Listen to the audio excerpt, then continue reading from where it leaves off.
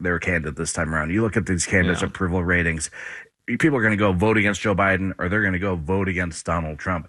And I expect in the State of the Union tonight, I think Joe Biden's going to do everything he can to paint a picture of what America would look like under a Donald Trump presidency, trying to scare his base, trying to scare independent voters. And every time Donald Trump opens up his mouth, he's going to be attacking Joe Biden, making the case for why you got to get out there and vote against Joe Biden.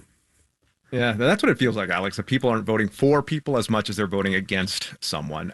Wondering, though, there's some U.S. Senate races where Trump-supporting GOP candidates could court Haley supporters. Kari Lake in Arizona has openly said that she is going after Haley voters. Could it work the same way for these down-ballot races? Yeah, absolutely. Look, those same Nikki Haley voters that I was talking to yesterday, they said they don't want to vote in the presidential race, but they definitely want to vote in the down-ballot races. They see the importance of the Senate. They see the importance of the House, both of which are going to be up for grabs this fall. So even if they don't want to vote in the presidential race, they're very open to voting in the Senate races. And so I'm not at all surprised that somebody like Kari Lake, who's going to be in a very competitive race in Arizona, is doing everything she can to reach out to Nikki Haley voters. So now that she's suspended her campaign, what was the point of Nikki Haley staying in the race as long as she did when all the signs seemed to point that eventually we were going to get exactly where we're at? I think she wanted to make a point that the party isn't as united as Donald Trump says it is, that there are still limited government traditional conservatives in the party. About 30 to 40% of the party is still limited government conservatives. And I think she made that point. And now the onus is on Trump to win those votes if he wants to be elected president again. Alex Conant is a founding partner of the political consulting firm Firehouse Strategies. Alex, thanks. Thank you.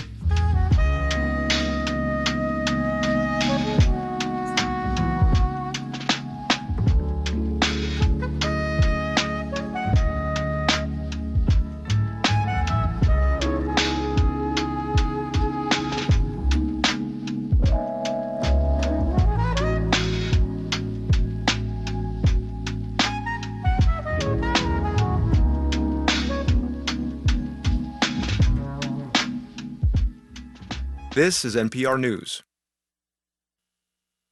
WNYC is supported by Sony Pictures Classics presenting Shada, a new film by Noura Niasari and executive produced by Cate Blanchett about one woman's journey to free herself and her daughter from a controlling husband, now playing only in theaters. Mount Sinai, where experts at the Mount Sinai Fuster Heart Hospital are advancing research to take on the #1 killer of both women and men, heart disease. More at mountsinai.org/heartcare. We find a way, Mount Sinai.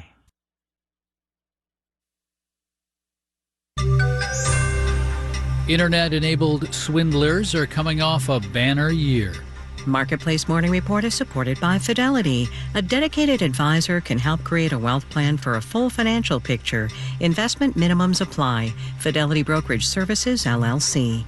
And by the Wall Street Journal, whose reporter Evan Gersovich was detained by Russia nearly 1 year ago to widespread condemnation. More about Evan at WSJ.com/Evan. I'm David Brancaccio in New York. The amount of cyber fraud reported to the FBI is spiking. The feds calculate people lost nearly $13 billion last year, up 20% in a year. And while corporate ransomware attacks like the recent one on United Health get a lot of attention, the vast majority of cybercrime is simpler. Marketplace's Nova Safo has more. The FBI says investment fraud schemes, often involving cryptocurrencies and targeting 30 to 49-year-olds, make up the largest portion of reported financial losses, nearly $5 billion last year.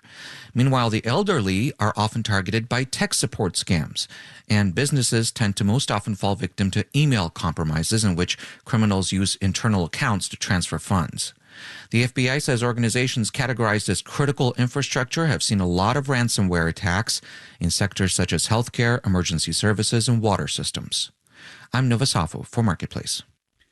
S&P futures are up 0.4%, NASDAQ futures up 0.6%. The European Central Bank just now opted to keep interest rates at their currently high setting, even though inflation in the Eurozone had eased down to 2.6% last month.